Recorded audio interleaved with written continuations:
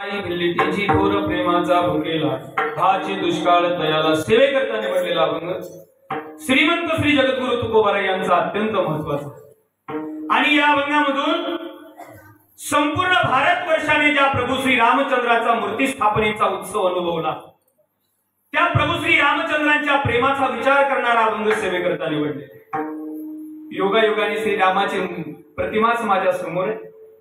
श्रीरामांच्या प्रतिमेकडे आणि भक्तवर्य हनुमंतरायाच्या मुखाकडे पाहून पाहून या अभंगावर चिंतन करण्याचा प्रयत्न करतो। चला, जगद्गुरु तुकोबाराय या अभंगामधून देवाला आवडणार प्रेम या अभंगात सांगतात।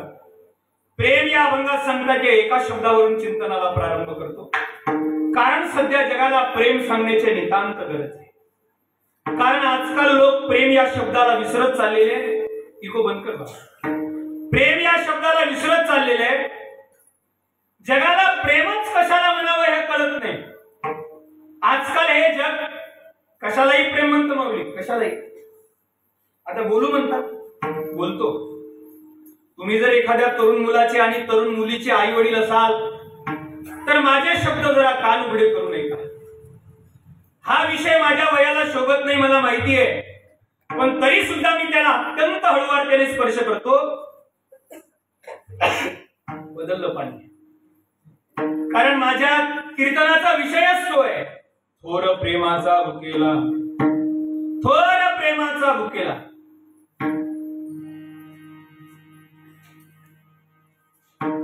पाणी बदलला, रामाचं प्रेम या अभंगात आहे। आजकाल हे जग कशालाही प्रेम म्हणता आली ना। या समाजाने केलेली प्रेमाची व्याख्या किती छोटी आहे, माझ्या वयाला शोभत नाही मला माहिती आहे, पण तरी सुद्धा मी त्याला अत्यंत हळूवारतेने स्पर्श करतो, बिभत्सपणा येऊ देत नाही। ही लोक, हा समाज, हे जग प्रेम कशाला म्हणताय का। 26 वर्षाचा एखादा तरुण मुलगा आणि 22 वर्षाची एखादी तरुणी म्हणजे तरुण मुलगी जर एकत्र आली तर जग त्याला प्रेम म्हणतं। वयामध्ये कमी जास्तपणा असेल पण 26 वर्षाचा म्हणजे तरुण मुलगा आणि तरुण मुलगी एकत्र आली की जग त्याला प्रेम म्हणतं। ऐका पार्डेकर, 26 वर्षाचा तरुण मुलगा आणि 22 वर्षाची तरुणी एकत्र आल्याने जर प्रेम झालं असतं ना, माझ्यासारखा धर्मवेडा व्यक्ती या घटनेला प्रेमच मानायला तयार नाही। कारण का, या वयात जर प्रेम झालं असतं तर 10 ते 12 महिन्या अगोदर घडलेली घटना आजही माझ्यासारख्या एका धर्मवेड्या व्यक्तीच्या डोळ्यासमोर सतत रात्रभर गिरट्या घालते आणि रात्रभर मला माझ्यासारख्या धर्मवेड्या व्यक्तीला रात्रभर झोप लागू देत नाही। का, कारण 26 वर्षाचा तरुण मुलगा आणि 22 वर्षाची तरुणी एकत्र आल्याने जर प्रेम झालं असतं तर 12 महिन्या अगोदर घडलेली घटना आहे।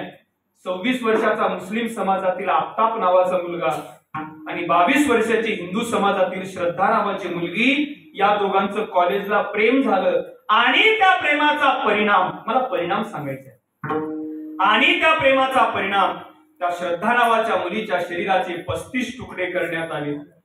ते 35ही तुकडे फ्रीजर मध्ये ठेवण्यात आले आणि त्यातला दररोज एक एक तुकडा काढून जंगलामध्ये, डोंगरामध्ये, जंगलातील हिंस पशूंना खाण्यासाठी 35 दिवस टाकण्यात आला। म्हणून आजही माझ्यासारख्या धर्मवेड्या व्यक्तीला प्रश्न पडतो, प्रेम जर शरीराचे 35 तुकडे करत असेल आणि तरी सुद्धा आंधळा समाज त्याला प्रेम म्हणत असेल तर या जगाला प्रेम कळालं, जगाला प्रेम कळावं म्हणून संतांचं अभंगातलं प्रेम ऐकावं।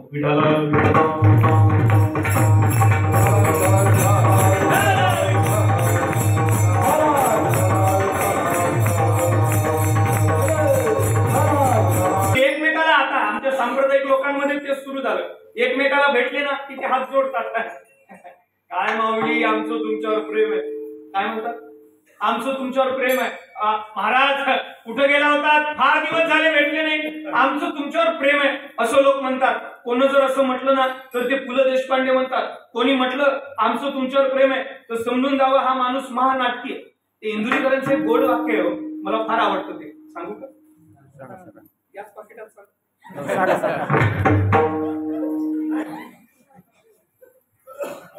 माऊली, ते इंदुरीकरांचं एक वाक्य आहे, प्रेमाविषयी बोलतो।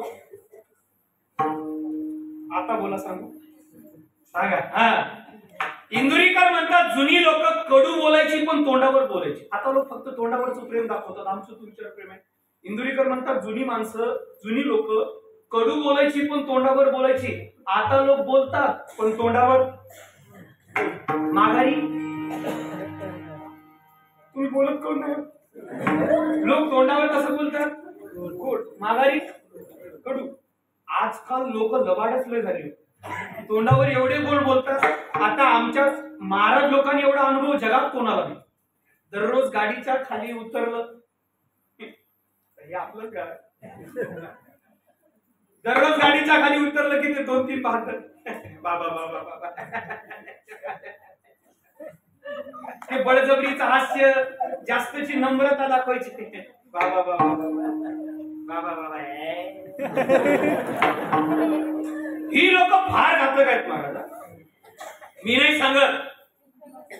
राष्ट्रीय प्रवक्ते रामायणाचार्य श्री गुरु मुरारी बापू एक पद नेहमी म्हणतात, या जगात कोणाचंच प्रेम कोणावर नाही. हिंदी पद आहे. राष्ट्रीय प्रवक्ते रामायणाचार्य श्री गुरु मुरारी बापू ते पद म्हणतात, या जगात कोणाचंही प्रेम कोणावर नाही. कोई किसी का नहीं रे झूठे, कोई किसी का नहीं रे झूठे, झूठे नाते हैं नातों का क्या, कसमें वादे प्यार वफा सब बातें है बातों का क्या. देव जरी सोबत असला ना, होगा मसीहा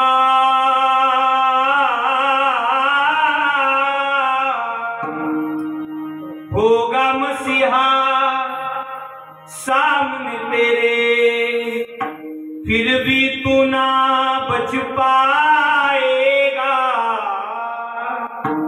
ज्या मुलासाठी अनाचार, दुराचार, भ्रष्टाचार करून संपत्ती गोळा केली, शेवटी तोच तेरा अपना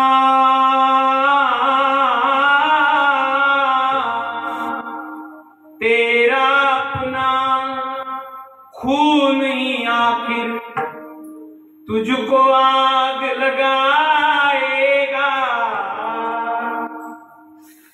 कोणी सत्तेच्या हवेत, कोणी संपत्तीच्या हवेत, कोणी ज्ञानाच्या हवेत, कोणी कलेच्या हवेत.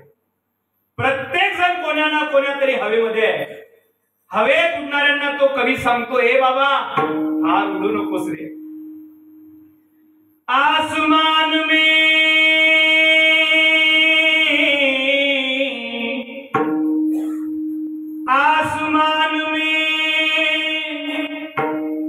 उड़ने वाले मिट्टी में मिल जाएगा, कसमें वादे प्यार वफा सब बातें है बाकी जगह न जग. सुख में तेरे साथ चले और दुख में सब मुंह, माझ्या भाषेत सांगता, दुख में सब रिटर्न गिरता ताकेंगे, दुनिया वाले तेरा बनकर तेरा ही दिल तोडे. मला यातलं भावलेलं शेवटचं वाक्य, अरे ही लोक देवाला सोडत नाही, तिथं तुम्हा आम्हाला कुठून सोडतील. ज्याला अंतकरण असेल त्यालाच माझं वाक्य कळेल. देते हैं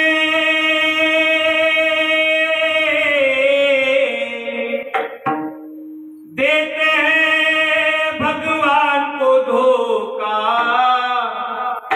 इंसान को क्या छोड़ेंगे, कसमें वादे प्यार वफा सब. आणि आमचे संत सांगतात, बाबा रे कोणाचं प्रेम नाही, नाही रे.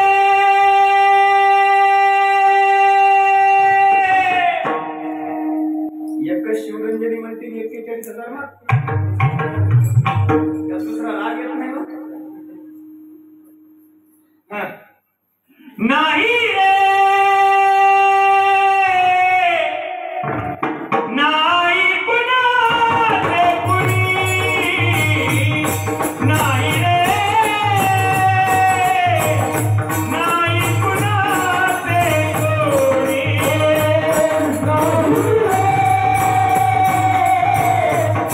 नाही कुणाचे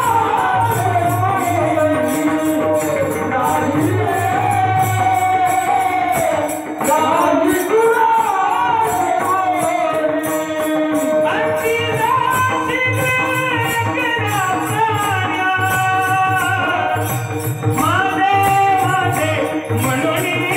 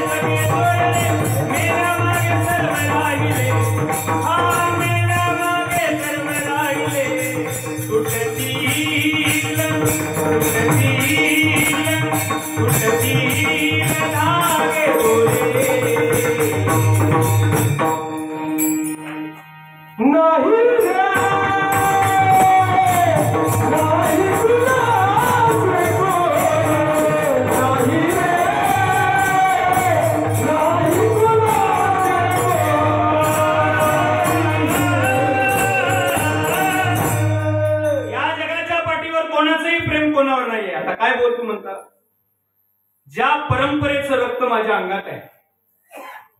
पहिल्यांदा तर प्रेम म्हटलं की गुरुवर्य तात्या याज्ञवल्क्य स्मृतीच्या पाठात सांगायचे, प्रेम म्हटलं की पहिल्यांदा नातं समोर येतं पती पत्नीच.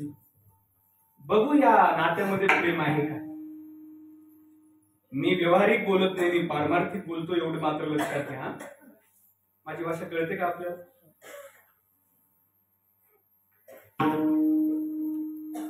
ज्या परंपरेचं रक्त माझ्या अंगात आहे त्या परंपरेचे भगवानगडची जी परंपरा आहे त्या परंपरेचे महंत गुरुवर्य नामदेवजी शास्त्री बाबा नेहमी हा दृष्टांत सांगतात. काही लोकांच्या वैराग्याला कारणच पत्नीचं प्रेम ठरलं. तुम्ही म्हणालो हो. शास्त्री बाबांनी भर्तृहरी नावाचा राजा सांगितला. भर्तृहरी नावाचा राजा सांगितला. आता स्पीकरचा त्रास होते नाही. भर्तृहरी नावाचा राजा सांगितला. ऐका आता, वेळ कमी आहे, मी आपल्याला संपवणार आहे. भर्तृहरी नावाचा राजा सांगितला. त्या भर्तृहरी नावाच्या राजाच्या राज्यामध्ये एक भांडे घासणारी स्त्री आहे, एक महिला आहे, एक माता आहे. त्या स्त्रीला एका महात्म्याने एक फळ दिलं आणि तिला सांगितलं हे फळ तू खा, हे फळ खाल्ल्यानंतर तू अमर होशील. तिने ते फळ घेतलं आणि ती त्या फळाकडे पाहते, महात्मा निघून गेला. त्या फळाकडे पाहता पाहता ती भांडे घासणारी स्त्री विचार करते, हे फळ जर आपण खाल्लं आणि आपण जर अमर झालो काय करणार अमर होऊन. जिवंत राहायचंय का नुसतं भांडे घासण्यासाठीच का. भांडे घासण्यासाठीच आयुष्य मागायचंय का देवाला. नाही नाही नाही नाही, हे फळ आपण खायचं नाही, कारण हा जन्म लवकर संपला पाहिजे. या जन्मात आपल्याला फार दुःख आहे, भांडेच घासावे लागतात. शरीर संपणार नाही पण परिस्थिती तर तीच राहणार आहे ना. मग काय करावं. हे फळ योग्य त्या पुरुषाला दिलं पाहिजे. मग कोणाला द्यावं. तिच्या डोक्यात विचार आला, आपला भर्तृहरी राजा नीती संपन्न राजा आहे, आपला राजा प्रजेचं कल्याण करणारा राजा आहे, हे फळ आपण आपल्या राजाला देऊ. म्हणून तिने ते फळ त्या राजाला देण्यासाठी नेलं आणि राजाच्या कक्षामध्ये जाऊन राजाला ते फळ दिलं. राजे साहेब, हे फळ तुम्ही खा, तुम्ही अमर व्हा. राजाने ते फळ घेतलं. तुम्ही एकाग्र असाल तर माझी भाषा तुम्हाला कळेल. राजाने ते फळ घेतलं आणि राजा त्या फळाकडे पाहतो. राजा विचार करतो, हे फळ जर आपण खाल्लं आणि आपण जर अमर झालो काय करणार अमर होऊन. आपलं तर प्रेम राणीवर आहे. आपण जिवंत राहिलो आणि आपल्या सुखाचा विषय, प्रेमाचा विषय राणीच जिवंत राहिली नाही, काय करायचं ते जीवन जगून. कारण आपलं सर्वात जास्त प्रेम राणीवर आहे आणि आपल्या सुखाचा विषय राणी आहे. या जगातला प्रत्येक जीव कोणावर प्रेम करून कोणाच्या सुखाच्या आधाराने जीवन जगत असतो. सुखाचा आधार नाही असा जीवच या जगात नाही. माझ्या सुखाला आधार राणी आहे, माझं प्रेम राणीवर आहे. हे फळ मी खात नाही, हे फळ राणीला देणार आहे. जोपर्यंत आपण जिवंत आहोत तोपर्यंत आपल्या सुखाचा विषय राणी जिवंत राहणार. म्हणून त्याने ते फळ त्या राणीला दिलं. सांगितलं, राणी साहेब, हे फळ तुम्ही खा. हे फळ जर तुम्ही खाल्लं तुम्ही अमर व्हाल. राणीने फळ घेतलं. राजा निघून खाते. राणी त्या फळाकडे आता पाहते. गंमत इथून पुढे आहे. राणीने फळाकडे पाहिलं. राणी विचार करते, हे फळ जर आपण खाल्लो आणि आपण जर अमर झालो काय करणार अमर होऊन. आपलं तर प्रेम, बोला, आपलं तर प्रेम राणीचं प्रेम त्या घोड्याच्या खरारा करणाऱ्यावर होतं, घोडा धुणाऱ्यावर होतं. राणी म्हटली आपण हे फळ त्या घोड्याच्या खरारा करणाऱ्याला दिलं पाहिजे. तिने ते फळ नेऊन त्या घोड्याच्या खरारा करणाऱ्याला दिलं. चला संपवतो. घोड्याच्या खरारा करणाऱ्याने ते फळ घेतलं. हे फळ तू का, तू अमर होशील, माझ्या प्रेमाचा विषय मी आहे तोपर्यंत जिवंत राहील, ठीक आहे खातो. राणी निघून गेली. तो फळाकडे पाहतो, विचार करतो, हे फळ जर आपण खाल्लो काय करणार अमर होऊन. आपल्या प्रेमाचा विषय. गंमत आता याच्याही पुढे. आपलं तर प्रेम त्या भांडे घासणारीवर, राजाचं राणीवर, राणीचं घोडे घासणाऱ्यावर, आणि घोडे घासणाऱ्याचं बोला भांडे घासणारीवर. भांडे घासणारीकडे फळालं, भांडे घासणारी विचार करते, पालकमंत्री पद माझ्याकडे फिरून फिरून कसं आलं, नाही कळालं. असू द्या, माझ्याकडे परत फळ कसं आलं. तिने फळ परत राजाला दिलं. आता ऐका, या जगातला पहिला राजा आहे भर्तृहरी. कळालं पत्नीचं प्रेम आपल्यावर नाही, जंगलाची वाट धरली. कधी कधी पत्नीचं प्रेम जवळच्या लोकांचं प्रेमच आपल्या वैराग्याला कारण ठरतं. आता तुमचे कान बथड झाले नाहीत विनोद ऐकू ऐकू म्हणून मी सांगेन, याज्ञवल्क्य नावाचे ऋषी आहेत, त्यांच्या 2 पत्नी आहेत. एकीचं नाव आहे कात्यायनी, एकीचं नाव आहे मैत्री. प्रेम म्हटले की पहिल्यांदा नातं समोर येतं पत्नीचं. चक्रवर्ती सम्राटाच्या मुली आहेत, पण एका फकीरासोबत, एका महात्म्यासोबत फाटक्या झोपडीत जंगलात निर्जन मनुष्य असणार असं वन, त्या वनात संसार करतात. राजाच्या कन्या आहेत चक्रवर्ती सम्राटाच्या, पण महात्म्यासोबत संसार करतात. असे हिवाळ्याचे दिवस. सकाळच्या कोवळ्या उन्हामध्ये याज्ञवल्क्य ग्रंथाचं स्मरण करत बसलेले, आणि तेवढ्यात मैत्री नावाची पत्नी दारात झाडत झाडत आली. मी पत्नीचं प्रेम सांगतो. दारात झाडत झाडत आली आणि मैत्रीकडे याज्ञवल्क्यांचं लक्ष गेलं. याज्ञवल्क्य सकाळी सकाळी त्या कोवळ्या उन्हात बसलेले याज्ञवल्क्य मैत्रीला विचारतात, ऐका पार्डीकर, जरा आता कान उंच करा, वाक्य ऐका. याज्ञवल्क्यांनी मैत्रीला विचारलं, मैत्री. काय महाराज. मैत्री, मला तुला एक प्रश्न विचारायचा आहे. विचारा महाराज.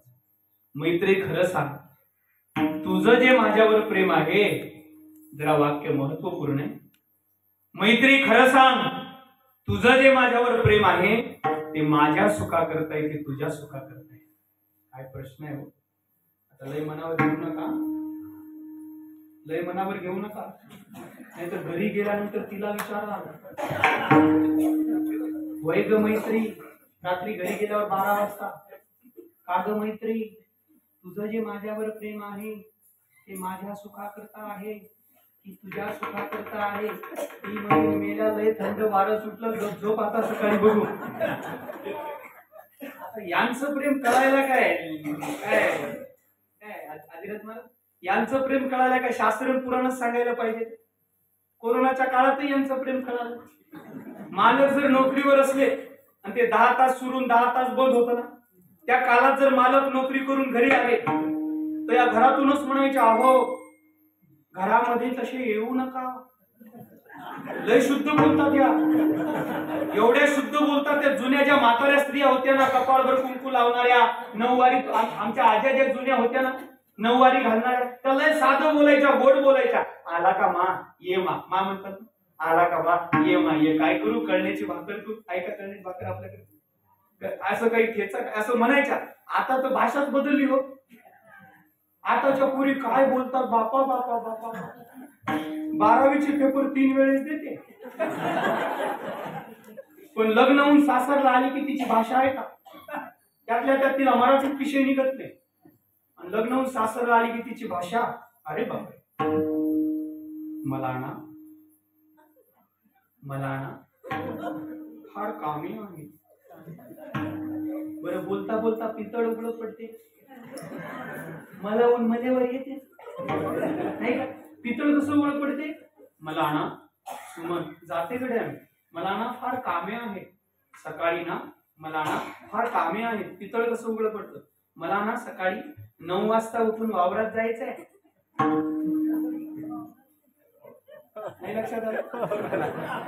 काय म्हणते सुमन, मला फार कामे आहेत. मला ना सकाळी 9 वाजता उठून शेतामध्ये जायचंय आणि 11 वाजता वावरातून घरी यायचंय. तुला जर वावरातूनच घरी यायचं होतं तर शेतात जायचं कुठं ना काऊन केलं. शुद्ध बोलायचं फॅड आला आता. ते कोरोनाच्या काळात त्यांचं प्रेम कळालं. इथं होतो मी, प्रेम सांगत होतो. मालक जर नोकरीवरून घरी आले तर या घरातूनच म्हणायचे, हा 12वी 3 वेळेस. काय म्हणायचे, अहो तसे घरामध्ये येऊ नका. माझी लहान लहान लेकरं घरात आहे. बाहेरच पाण्याची बादली ठेवली रे, बादली. ती तुमच्या मड्यात नाही, माफ करा, ती तुमच्या अंगावर घ्या, नंतरच घरात या. तो म्हणायचा, का ग माझे शूज कुठे काढू? म्हणे ते त्या कोपऱ्यात काढा. का ग माझे सॉक्स? म्हणे ते त्या कोपऱ्यात काढा. का ग शर्ट? तो दोरीवर ठेवा. का ग घड्याळ? ती भिंतीवर ठेवा. का ग माझं पॉकेट? ते इकडे द्या. आता जवळ चाले मोठा धंदा तवर बायको पण म्हणे बाबा बाबा बाबा बाबा बाबा. आता हे पाकिट म्हटलं की आपल्याला कोरोनाच आठवते ना. आपल्याला खुर्ची टाकून दारात बसलं तर बायका झाडायच्या निमित्ताने यायची, कुत्र्याकडे बघून म्हणायच्या, मी हाड 7 महिने झाले इथंच मरतोय. काय महाराज सांगावं तुम्हाला. ते पाकिट म्हटलं ना की ते अंत्यविधीला गेलेला पती सगळा अपवित्र असतो, पण त्याचं पाकिटच कसं पवित्र राहतंय मला आणखी. जाऊ दे, तेरी बी चूक मेरी बी चूक. तुम्ही आपलेच आहे म्हणून सांगतो. कोरोनाच्या काळात आम्हाला सवय होती, वेगळ्या रंगाचा कागद हाताला लागल्याशिवाय झोपच येत नव्हती. कोरोनाच्या काळात कैलास महाराज एक दिवस 2:30 वाजले. कोरोनात उरकलेलाच मी एक बाबा आहे म्हणून अशी हार पाहिली की मला रडू येते. कारण माझ्या लग्नात हाराची दुकानही बंद होती. मुरमुऱ्याची हार होती, मुरमुऱ्याची. मोठी गंमत आहे. लोकांनी आमच्या अशी म्हणजे असं म्हणा, ते आमच्या जखमीवर मीठ सोडण्यासाठी धारा आणतात लोक. ते कोरोनाच्या काळात उरकलेलं एक दिवस झोपच येत, कारण आपल्याला सवय पडली रात्रभर कीर्तन जागर भजन करण्याची. हे सगळंच बंद पडलं. एक दिवस रात्रीचे 2:30 वाजले. सांगूच का करावं? सांग सांग म्हणा, असं ऐकायचं लय सवय चांगलं नाही ऐकत. 2:30 वाजले रात्रीचे, झोपच येत नव्हती. राग आला घराच्या बाहेर आला. रात्रीच्या 2:30 वाजता राग आला. गळ्यातली माळ काढून टाकली. याचा अर्थ तुमच्याकडे थोडी चव सुटल्यावर काढतात तशी काढली नाही, जप करण्यासाठी काढली. वेगळा अर्थ घेऊ नका. जप करण्यासाठी काढली म्हणजे काढतात याचा अर्थ तुम्ही असला त्याचा अर्थ. माळ काढली, गल्लीत फिरत होतो. रामकृष्ण हरी, रामकृष्ण हरी, रामकृष्ण हरी. तेवढ्यात आमचं बिराड घरातून रात्रीच्या 2:30 वाजता बाहेर आलं. काय म्हणतात तुमच्याकडे? पत्नी, बिराड, बायको, वाईफ. आमच्याकडे एक नवीनच शब्द आला, ट्रॉली, मुंडन ट्रॉली. आमची ट्रॉली घरातून बाहेर आली रात्रीच्या 2:30 वाजता. आता आमच्या म्हणजे 12वी 3 वेळेस नाही, आमच्या म्हणजे 12वी 7 वेळेस. काय बोलतात म्हणे, अहो म्हटलं काय? म्हणे तुम्ही का झोपत नाही? म्हटलं मला ना झोपच येत नाही. मग म्हणे झोपीच्या गोळ्या घ्या. मी म्हटलं मी 3 घेतल्या.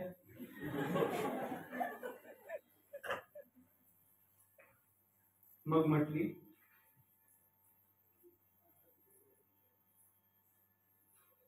ऐकतात होईल. शांत बसले. अरे गावातला एकही संसार कान लावायचा सोडला नाही, महाराजांचा तरी सोडला.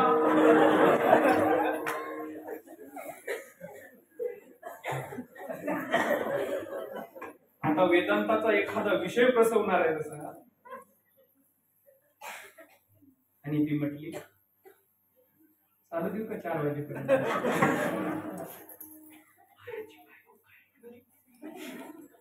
ती म्हटली माझ्याकडे औषध आहे. म्हटलं लवकर घेऊन ये. घरात गेली, घरात गेली, एक बुक्याची डबी घेऊन आली, रिकामं कागदाचं पाकिट घेऊन आली. थोडी थोडी रेंज येऊ द्या एअरटेलला. फोन लागली का? बर. आणि तुम्ही दिलेलं बिना पाण्याचं नारळ घेऊन आली. हे काडीने शिल्लक वाढवली. घराच्या बाहेर आली, कपाळाला बुक्का लावला. रात्रीच्या 2:30 वाजता रिकाम्या पाकिटावर नारळ ठेवलं. रिकाम्या पाकिटावर नारळ ठेवलं. खोटं बोलत नाही, पार्टी कर. 8 मिनिटात मला झोप लागली. पण माझा विषय लिंबाजी भाऊ इथून पुढे रिकामं पाकिट जर महाराजाला एवढ्या लवकर झोपवतं, तुम्ही झोपायचं का नाही?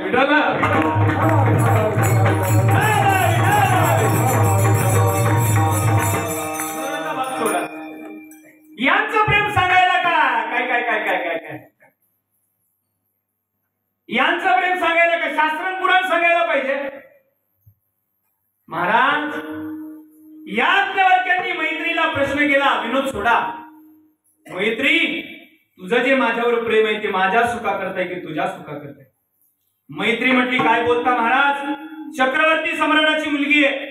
सर्व राजवैभवाचा त्याग करून एखाद्या राजपुत्राशी माझा विवाह झाला असता, पण तुमच्यासारख्या एका फकीर महात्म्याच्या गळ्यात माळ घातली आणि तुमचा अधिकार पाहून 7 जन्म तुमच्याशी अविरत संसार करण्याचा पण घेऊन मी आली. माझं प्रेम तुमच्यावर तुमच्याच चुका करताय. नाही मैत्री, खोटं बोलतेस. याज्ञवल्क्यांचे वाक्य आहे का? याज्ञवल्क्य लिहितात, नवारे पत्युक कामाय पतिप्रियो भवती. नाही मैत्री, तुझं माझ्यावर प्रेम माझ्या सुखा करता नाही. जगातल्या प्रत्येक जीवाच्या प्रेमाचा विचार याज्ञवल्क्य सांगतात. नवारे पत्युक कामाय पतिप्रियो भवती, आत्मनस्तु कामाय पतिप्रियो भवती. नवारे जाया या कामाय जाया प्रिया भवती, आत्मनस्तु कामाय जाया प्रिया भवती. नवारे पुत्रस्य कामाय पुत्रप्रियं भवती, आत्मनस्तु कामाय.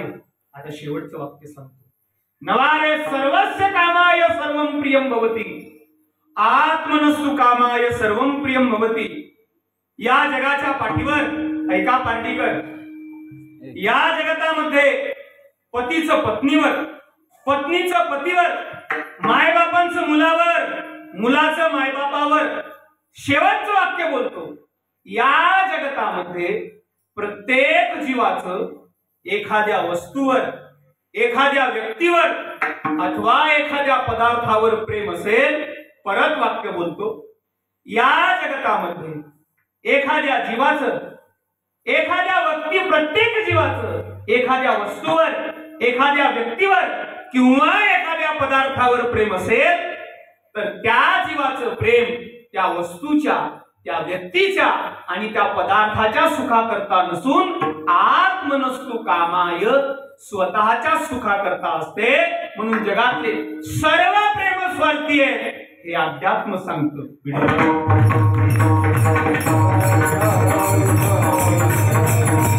आता व्यवहारात तुमच्या पत्नीचं प्रेम तुमच्यावर किती आहे मला याचा उकल करायचा नाही. मी अध्यात्म क्षेत्रात एक काय म्हणतात त्याला, पारमार्थिक सत्तेमध्ये बोलतो.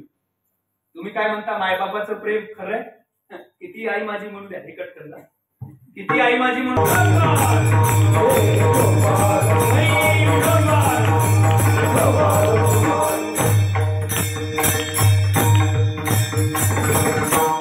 कदाचित देव जर भेटला ना तर देवाला सुद्धा प्रेमच मागितलं पाहिजे. संत सुद्धा प्रेम मागतात. प्रेम सुख देई, प्रेम सुख देई. प्रेमाविन नाही समाधान बरेच अभंग पाहायला मिळतील. प्रेम नये सांगता बोलता दाविता, अनुभव चित्ता चित्त जाणे. एका जनार्दनी प्रेम अति गोड, अनुभवी सुरवाड जाणतील. अनेक प्रेमावरचे प्रमाण, आता जवळजवळ 50 प्रमाण मी तुम्हाला देऊ. एवढे प्रेमावरचे प्रमाण. आता जास्त वेळ घेतो. जगाच्या मालकाला सुद्धा त्या प्रेमाची भूक आहे. रामाच्या प्रेमाचा विचार आणि कृष्णाच्या प्रेमाच्या विचाराची 2 उदाहरणं या अभंगात आहेत. एक शबरीच आहे आणि एक सुदामजींच आहे. तुकोबाराय म्हणतात, थोर प्रेमाचा भुकेला. व्यवहारात आपण ज्या प्रेमाची अपेक्षा करतो त्याच प्रेमाची अपेक्षा संतांकडून केली पाहिजे. देव त्या प्रेमाची अपेक्षा संतांकडून करतो. कारण का, देवाकडे सगळ्या गोष्टी आहेत. 64 कला आहेत, 14 विद्या आहेत. षडगुण ऐश्वर्य संपन्न आहे, पण त्याच्याकडे एकच वस्तू नाही, त्याचं नाव आहे प्रेम. ज्या सुखाकारणे देव वेडावला, वैकुंठ सोडून संत सदनी राहिला. कोण्या सुखाकारणे? तर प्रेम सुखाकारणे. देवाला प्रेमाचीच भूक आहे. नामा म्हणे देवा चला तया ठाया, विश्रांती घ्यावया कल्पवरी. ज्ञानोबरांच्या प्रेम छायेखाली विश्रांती घेण्याकरता देवा कल्पपर्यंत तुम्हाला संतांच्या प्रेमाच्या छत्रछायेखाली विश्रांती मिळते. ऐका, देवाला प्रेमाची भूक आहे. थोर प्रेमाचा भुकेला थोर प्रेमाचा दुष्काळ तयाला. देवाला प्रेमाचीच भूक आहे, प्रेमाचा दुष्काळ आहे. तुम्ही म्हणाल हो, तुम्ही म्हणाल महाराज आमचंही त्याच्यावर प्रेम आहे. आहा, महाराष्ट्रात तर लई प्रेम सोपं झालं देवावरच. आता एवढ्यात या 2 वर्षात 1 लोटा जल,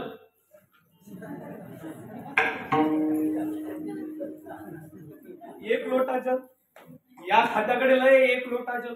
महादेवाची मंदिरं पडीत पडली होती. पडीत कोणी जात नव्हतं तिकडं. सकाळीच भम भम बोले, कमाएंगे गुरु तो खाएंगे चेले, नाही तो उपाशीच मेले. मी निंदा करत नाही, पण मी वस्तुस्थिती सांगतो. मी गीतेतला एक श्लोक सांगतो. देवाला तुमच्या 1 लोटा जलाची सुद्धा अपेक्षा नाही हो. देवाला तुमची वस्तूही पाहिजे नाही. देवाला त्या वस्तू मागचा जो प्रेम भाव आहे तो पाहिजे. पत्रम पुष्पम फलम तोयम या श्लोकावरच्या सर्व ओव्या पाहून घ्या, मग निस्सीम भावेपासून. देवाला फक्त प्रेमाची प्रेमसूत्र दोरी, नेतो तिकडे जातो हरी. प्रेमाच्या दोरीने देवाला न्याल तिकडे जातो. मग का हो महाराज, आमचं प्रेम नाही का? अजिबात नाही. इथं बसलेल्या एकाचंही प्रेम देवावर नाही. तुम्ही म्हणाल हो, तुमचं आमचं प्रेम देवावर किती आहे सांगू? एक म्हण आहे मराठीत, अंगाला आला ताप देवमा बाप, आणि अंगाचा गेला ताप की मी देवाच्या बापाच्या बापाच्या बापाचा बापाचा बाप. जोपर्यंत देवाकडून आपल्याला काही घ्यायचं आहे तोपर्यंतच आपलं देवावर प्रेम आहे. सांगा बरं, देवाच्या सुखाकरता कोण देवावर प्रेम करतं? आता माझं चिंतन इथून पुढे 20 मिनिट सर्वांगाचे कान करू नये का? खरंच देवाला कोणतं प्रेम आवडतं याचा विचार भक्ती रसामृत नावाच्या ग्रंथामध्ये मधुसूदन सरस्वतींनी दिला. सांगतो भजन करा विठ्ठल. प्रश्नाचं उत्तर देतो. ऐका, देवावर प्रेम करणाऱ्याचे 3 प्रकार मधुसूदन सरस्वतींनी सांगितले. ज्याला सामान्य रती हा पहिला प्रकार म्हटलेला आहे, ज्याला समंजसारती हा दुसरा प्रकार म्हटलेला आहे, आणि ज्याला समर्थारती म्हणजे समर्थरती हा तिसरा प्रकार म्हटलाय. नाही कळालं? खाली येतो. रती शब्दाचा अर्थ आहे प्रेम. देवावर प्रेम करणाऱ्याचे 3 प्रकार. पहिलं प्रेम सामान्य प्रेम, दुसरं प्रेम समंजस प्रेम, आणि तिसरं प्रेम समर्थ प्रेम. नाही कळालं? आणखीन खाली येतो. कशाला म्हणावं सामान्य प्रेम? मत सुख सुखित्वम, ज्या प्रेमामध्ये फक्त स्वतःच्या सुखाचा विचार केलेला आहे त्याला म्हणा सामान्य प्रेम. दुसरं समंजस, कशाला म्हणावं? उभय सुख सुखित्वम, ज्या प्रेमामध्ये दोघांच्याही सुखाचा विचार केलेला आहे त्याला म्हणावं समंजस प्रेम. आणि शेवटचं समर्थ, कशाला म्हणावं समर्थ प्रेम? तत् सुख सुखित्वम, ज्या प्रेमामध्ये फक्त त्याच्या सुखाचा विचार केलेला आहे त्याला म्हणावं समर्थ प्रेम. नाही कळालं? सामान्य प्रेमामध्ये स्वतःच्या सुखाचा विचार, समंजस प्रेमामध्ये दोघांच्याही सुखाचा विचार, आणि समर्थ प्रेमामध्ये फक्त त्याच्या सुखाचा विचार. नाही कळालं? आणखीन खाली येतो. भागवताच्या दशम स्कंदामध्ये 3 प्रकारचे प्रेम आहेत. कुब्जेनी केलेलं प्रेम सामान्य आहे, भगवंताच्या 16,108 पत्नींनी केलेलं प्रेम समंजस आहे, आणि गोकुळातल्या गोपींनी केलेलं प्रेम समर्थ आहे. नाही कळालं? आणखीन खाली येतो. आता याच्यापेक्षा खाली आलो तुम्ही गड्ड्यात पडला. आता याच्यापेक्षा खाली येता येत नाही. लय खाली आणलं कीर्तनकारांनी. आता याच्यापेक्षा कुब्जा देवावर प्रेम करते. 3 प्रेम आहेत. स्वतःच्या सुखाकरता कुब्जेनी केलं, दोघांच्या सुखाकरता पत्नींनी केलं, आणि त्याच्या सुखाकरता गोपींनी केलं. नाही कळालं? सांगतो. देव मथुरेत आले. कुब्जा नावाची एक स्त्री आहे. कुब्ज शब्दाचा अर्थ मराठीत त्याला म्हणतात अपंग. संस्कृत शब्द आहे कुब्ज, त्याला मराठीत म्हणतात अपंग. अपंग म्हणजे 8 ठिकाणी वाकडी आहे, शरीर चांगलं नाहीये, 8 ठिकाणी वाकलेली आहे, वाकलेलं शरीर आहे, एका हातामध्ये एक पात्र आहे, त्या पात्रात सुगंधित चंदन आहे. ती चंदन कंस महाराजांना लावण्यासाठी चाललेली आहे. दररोज कंस महाराजांना ती टिळा चंदन लावते. निघाली आणि तेवढ्यात देव मथुरेत आले होते. अपूर काकाने आणलं होतं. देवाला ती जाताना दिसली आणि देवाने तिला आवाज दिला, ए सुंदरी, ए सुंदरी. अगं थांब. तिने मागं पाहिलं, ए सुंदरी, अगं तूच तूच थांब. आता ही मुळात सुंदरच नव्हती, आठ ठिकाणी वाकडी होती. एखाद्या अपंग व्यक्तीला, एखाद्याचा जर डोळा गेलेला असेल, तुम्ही त्याला आंधळ म्हटलं तेवढं दुःख होणार नाही. पण तुम्ही जर म्हटलं वा काय तुमचा डोळा सुंदर आहे, त्याला ते शब्द जास्त पोचतात. देवाने तिच्या अवयवाची स्तुती केली. तिला आजपर्यंत सुंदरीच कोण म्हटलं नाही, सगळ्या कुब्जेच म्हणायचे. देव म्हटले, अगं सुंदरी थांब. थांबली. काय रे बाबा? अगं तूच तूच सुंदरी. मी कशाची सुंदर आहे? ए बाबा एकदा कुब्जा म्हण रे, पण सुंदर म्हणू नको. का ग? अरे सगळे मला कुब्जाच म्हणतात देवा, मला सुंदरी म्हणू नको रे बाबा. कोण आहेस तू? कृष्ण आहे. मी गोकुळावरून आलो. तू कोणी आहेस? नंदबाबांचा मुलगा आहेस का? हो. बरं, पण मला सुंदरी म्हणू नकोस. अरे मी कुब्जा आहे रे बाबा. शरीर बघ माझं, एक अवयव सुद्धा माझा व्यवस्थित नाही. ए ए अगं कोण म्हणतो तू सुंदर नाहीस? एक काम करशील का ग? म्हणे काय? तुझ्या हातात असणारे ते सुगंधित जे चंदन आहे, त्याचा सुगंध दरवडतोय सगळीकडे. हो, तेवढं चंदन माझ्या कपाळाला लावशील का? ती म्हटली, तुझ्या तुझ्या तुझ्या अंगीची घुरट घाणीन तनू काय दिसती ओंगळवाणी. तुझ्या अंगाचा दयादूत लोण्याचा वास यायला लागला. हो बाजूला. अरे राजासाठी, कंसासाठी चालवलं हे, कंस महाराजांसाठी. ए ए अगं लाव ना, लाव ना. नाही लावत. कशी नाही लावत? लावावंच लाग. नाही लावत. ती कुब्जा पळायला लागली, वाकड्या शरीराने पळायला लागली. नाही कुब्जे थांब, कुब्जे थांब. हे नाही रे बाबा, नाही लावत. कंस महाराज फाशी देतील मला. निघाली लावत. देवाने 2-3 धापा टाकल्या. तिचा हात पकडला. कुब्जा म्हणते, कृष्णा सोड, कृष्णा सोड, कृष्णा सोड. देव म्हणतात, कुब्जे मा एक स्वभाव आहे, मी एकतर कोणाला धरतच नाही, आणि एकदा का धरलं तर त्याचं कल्याण केल्याशिवाय सोडत नाही. भिवंडी झाली तरी चालते, त्याचं कल्याण केल्याशिवाय मी सोडत नाही. बरोबर काय म्हणणं? ए कुब्जे, नाही नाही मी तुला लावत नाही. सोड सोड काना गोपाळा सोड. देवाने काढ दिशी तिच्या पायावर पाय दिला. हनुवटीला हात लावला आणि काढ काढ काढ काढ काढ काढ कुब्जा वाजवली. वर वडलं कुब्जेची हनुवटी आणि देवाने कुब्जेला सुंदर शरीर दिलं. कुब्जा सुंदर दिसायला लागली. तिचं शरीर भगवंताच्या स्पर्शाने सुंदर झालं. संत म्हणतात अप्सरेपेक्षाही सुंदर दिसायला लागली. मग ती कुब्जा म्हणते, ए कृष्णा, मला एवढं सुंदर शरीर दिलं, माझी एक विनंती आहे. म्हणजे काय? एकदाच माझ्या घरी फक्त सेवा करण्यासाठी ये. मी तुझी सेवा करते, माझ्या घरी ये. नाही का? कुब्जा विनवणी करते. कधी तरी या, कधी तरी या, हरी माझ्या मंदिरी कधी तरी या, हरी माझ्या मंदिरी कधी तरी या, हरी माझ्या मंदिरी कधी तरी या. कुब्जा म्हणते, ए कृष्णा, ए मधुसूदना, एकदा माझ्या झोपडीत ये. आता कुब्जा काय म्हणते? कारण तिला शरीर मिळालं. कुब्जेला वाटतं हा माझ्या झोपडीत आला तर मला सुख मिळेल. कुब्जा स्वतःच्या सुखाचा विचार करते, पण कुब्जा हा विचार करत नाही. हा माझ्या दासीच्या गल्लीत आला तर याला जग काय म्हणल याचा ती विचार करत नाही. कुब्जा स्वतःच्या सुखाचा विचार करते. म्हणून कुब्जेचं प्रेम बोला कोणतं आहे?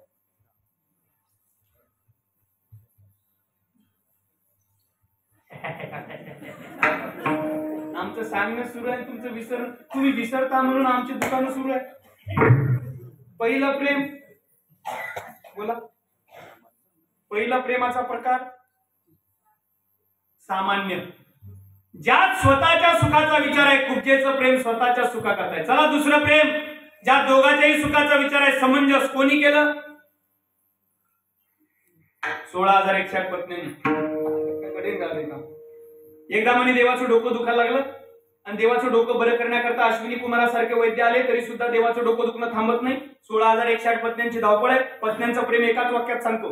16,108 पत्न्यांची धावपळ आहे. कोणी लेप करते, कोणी काढा करते, कोणी टॅबलेट देते, कोणी पट्टी ठेवते, कोणी काही 16,108 धावपळ सुरू आहे. त्यांना विचारलं का ग तुमची धावपळ का सुरू आहे? त्या म्हणतात ओ देवा आमची धावपळ का सुरू आहे ऐका, कारण देवाचं डोकं दुखणं थांबलं म्हणजे देवाला सुख मिळेल आणि देवाला सुख मिळालं म्हणजे आम्हाला सुख मिळेल. अशा दोघांच्याही सुखाचा विचार ज्याचा आहे ते समंजस होते. खूप ज्या स्वतःच्या सुखाचा विचार करते पत्न्या दोघांच्याही सुखाचा विचार करतात, पण एक ऐका देवाला स्वतःच्या सुखाचा विचार करणारही प्रेम आवडत नाही आणि देवाला दोघांच्याही सुखाचा विचार करणारही प्रेम आवडत नाही. देवाला ते प्रेम आवडतं हे त्याच्या सुखाकरता त्याच्यावर केलं जातं. हे कोणी केलं? गोपींनी केलं. सांगतो भजन करा विठ्ठल.